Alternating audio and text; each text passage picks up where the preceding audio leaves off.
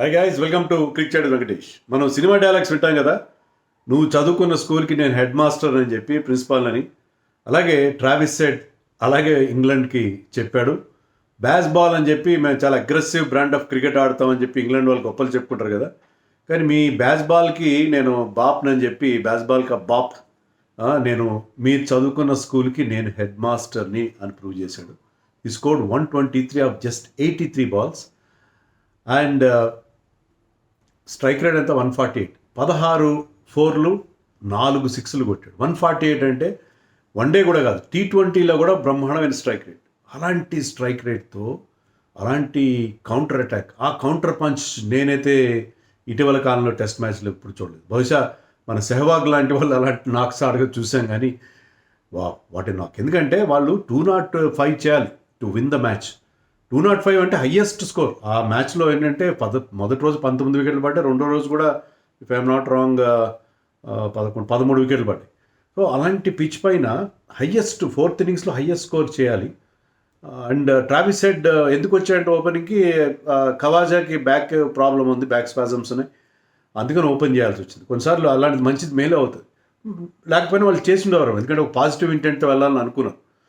అలా వచ్చి అతను ఈ హ్యాడ్ దర్ యాంగ్షియస్ మూమెంట్ స్టార్టింగ్లో అతనికి, కానీ డెబ్యూటెంట్ వెదరాల్ కూడా ఆల్రెడీ ఒక డిఆర్ఎస్ తీసుకున్నారు. అది umpire arm field umpire out ఇచ్చాడు, but it was not off the bat and prove అయింది. సో స్టార్టింగ్లో little bit of anxious moments, తర్వాత it was Travis Head all the way. What a knock it was, what a నాక్, wonderful నాక్. So అలాంటి counter attack, అందుకే Travis head is that kind of a play. He loves challenges. మనం చూసాం కదా, మన మీద వన్ డే వరల్డ్ కప్ గెలిపించి పెట్టాడు ఆస్ట్రేలియాని, అండ్ ఆల్సో WTC ఫైనల్ కూడా మన మీద గెలిపించి పెట్టాడు. We're at the receiving end of his heroics previously. But ఇది మాత్రం ఫుల్గా ఎంజాయ్ చేసి, మన టెస్ట్ మ్యాచ్ చాలా తక్కువ చూశాను నేను. I was watching Travis Head's blistering innings. What a knock it was. And also not to forget Mitchell Starc. ఈ victory was set up by Mitchell Starc. First day రోజున అతను 7 వికెట్లు తీయడం బ్రహ్మాండమైన స్మెల్. ఎందుకంటే అక్కడ మీకు కమిన్స్ లేడు, హ్యాజల్వుడ్ లేడు. సో ఆ రెస్పాన్సిబిలిటీ అంతా తన మీద వేసుకున్నాడు Mitchell Starc. He was bowling at great pace. First ఇన్నింగ్స్లో అయితే ఈ బౌల్డ్ ఆల్మోస్ట్ 140+ కన్సిస్టెంట్గా మంచి రిధంలోను. ఇప్పుడు మీకు అంత పేస్ ఎప్పుడు వస్తుందంటే అలాంటి బౌలర్కి, మీరు మంచి రిధంలో ఉంటే మీకు, అంటే if you have confident about your body and rhythm, మంచి రిధంలో ఉన్నాడు. And he was swinging the ball at great pace and he was asking and using the short ball. ఆ పిచ్లో పెర్త్లో ఎప్పుడో ఉన్నట్టు ఆ బౌన్స్ ఉంది, ఆ బౌన్సీ ట్రాక్ పైన exploited it fully. So what a spell it was from Starc. నిజంగా స్టార్క్ అది ఈరోజు మార్నింగ్ ఇనీషియల్ బ్రేక్ త్రూ ఫస్ట్లోనే అతను జాక్రాలీని అవుట్ చేసిన ఆ కాటన్ బౌల్, నిజంగా అది అబ్సల్యూట్ స్టన్నర్ క్యాచ్.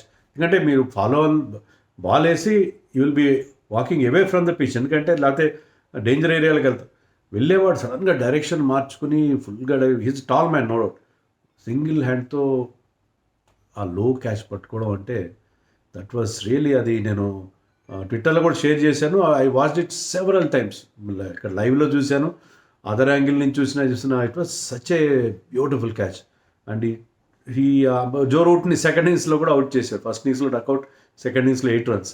సో ఆ జో రూట్ ఎంత ఇంపార్టెంట్ వికెట్స్. అలాగే ఈ got rid of Ben Stokes also. So అతను తీసిన wickets, I think the first innings also got Ben Stokes. So Starc ఇచ్చిన 10 wicket haul, that laid the foundation. First ఇన్నింగ్స్లో నేను యాక్చువల్గా మన వ్యూయర్స్ అడుగుతున్నారు వీడియోస్ చేయమని, అంటే ఇప్పుడు చేయలేదు ఆ యాషెస్కి. సరే మ్యాచ్ అయినాక చేస్తానని చెప్పి నేను, నాతో ఫోన్ చేసిన వాళ్ళు కూడా చెప్పాను నేను, కానీ మ్యాచ్ 2 రోజులు అయిపోతుందని నేను అనుకోలేదు. కానీ ఇట్ వాజ్ 2 మ్యాచ్. సరే యాక్షన్ ప్యాక్డ్ ఉంది, it was action pack test match, no doubt. We see plenty of action. నిన్న అయితే అసలు వేరే ఏం చేయబుద్ది కాలేదు, మ్యాచ్ చూస్తూనే ఉండాల్సి వచ్చింది. ఈ రోజు కూడా ఎందుకంటే వికెట్లు పడుతూనే ఉన్నాయి, there are some good shots also.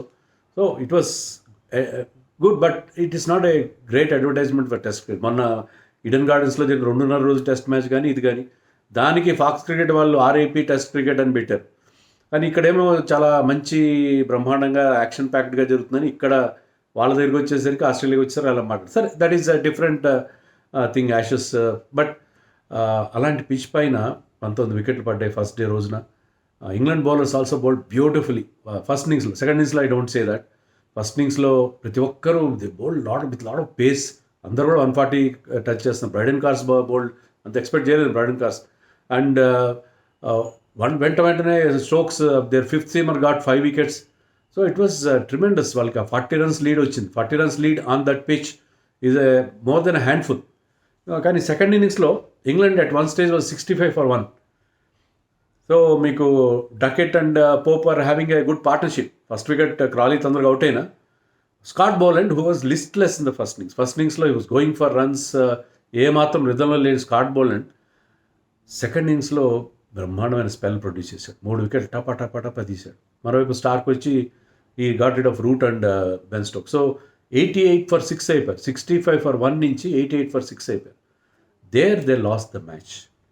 తర్వాత చివరిలో ఒక పార్ట్నర్షిప్ చూసాం మనం బ్రైడెన్ కార్స్ అండ్ అట్కిన్సన్ మధ్య 50 runs యాడ్ చేశారు. బహుశా నేను అనుకోవడం ఏంటంటే పిచ్ ఈజ్ అవుట్ అయింది. ఆస్ట్రేలియాలో ఏంటంటే మనం బొడగాస్కర్ ట్రోఫీ ఆడినప్పుడు చూసాం కదా. మీకు ఇండియాలో ఏంటంటే పిచ్ డిటోరేట్ అవుతుంది. అక్కడ ఏంటంటే పోను పిచ్ కాస్త బెటర్ అవుతూ ఉంటుంది. ముందున్న జ్యూస్ తగ్గిపోతుంది. సో అలాగే వాళ్ళిద్దరు ఎప్పుడైతే ఆ 50 runs చేశారో, Atkinson top scorer in the second innings, I think 37 చేశాడు. And Carse also batted well. So వాళ్ళిద్దరూ ఆడిన తర్వాత పిచ్ ఈజ్ అవుట్ అయిందేమో అని అనిపించింది. Even Jamie Smith got 20. Second ఇన్నింగ్స్లో నేను చెప్పినట్టుగా Khawaja was not fit. So Travis Head walked in and he created havoc. What a ఒక 50 దాటిన తర్వాత ఒక ఓవర్లో 4 4 కొట్టాడు బెన్ స్టోక్స్ బౌలింగ్లో. And he has got that range of shots ఉన్నాయి అతనికి అంతకుముందు. And he is very good with that pull shot and hook shot. And గతంలో ఆఫ్ సైడ్లో ఎక్కువ, ఇప్పుడు లెగ్ సైడ్ కూడా చాలా ఇంప్రూవ్ చేశాడు. లెగ్ సైడ్ గేమ్ కూడా చాలా ఇంప్రూవ్. లెగ్ సైడ్లో కూడా is getting lots and lots of runs. అది ఒక ఓవర్లో Mark Wood was bowling with lot of pace, ఒక 6 or 4 కొట్టాడు. సో ఎవరిని స్పేర్ చేయలేదు, అందరి మీద అతను అటాక్ చేశాడు. బహుశా స్పిన్నర్స్ని ఏమైనా మిస్ అయ్యారేమో ఇంగ్లాండ్ వాళ్ళు. కానీ పిచ్లో స్పైసీ పిచ్, అది బౌన్సీ ట్రాక్ మీద స్పిన్నర్స్ కంటే పేసర్స్కే ఎక్కువ హెల్ప్ ఉంటుంది. బట్ ట్రావిస్ హెడ్తో పాటు ఈవెన్ లబుషెన్ ఇటీవల కాలం అంత గొప్ప ఫామ్లో లేడు. అతను కూడా ఒక 100+ స్ట్రైక్ రేట్తో scored 50 and he hit 6 also.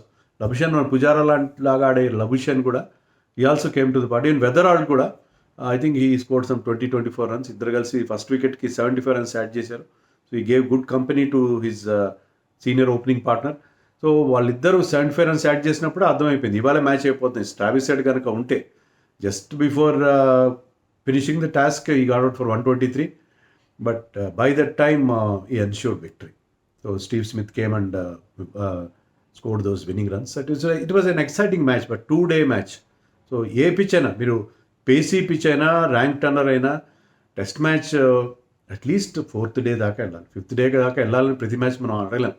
At least 4th day దాకా వెళ్ళాలి. ఇప్పుడు 5th match దాకా తీసుకెళ్ళేంత పేషెన్స్ చాలా తక్కువ మంది ప్లేయర్స్ ఉంది. మన ఇంగ్లాండ్తో మన జరిగిన సిరీస్లో చూసాం. కానీ జనరల్లీ 2 daysలో అయిపోయే test match is not good for the health of test cricket. But it was an exciting match. Such an excitement. And 2 players they stand out.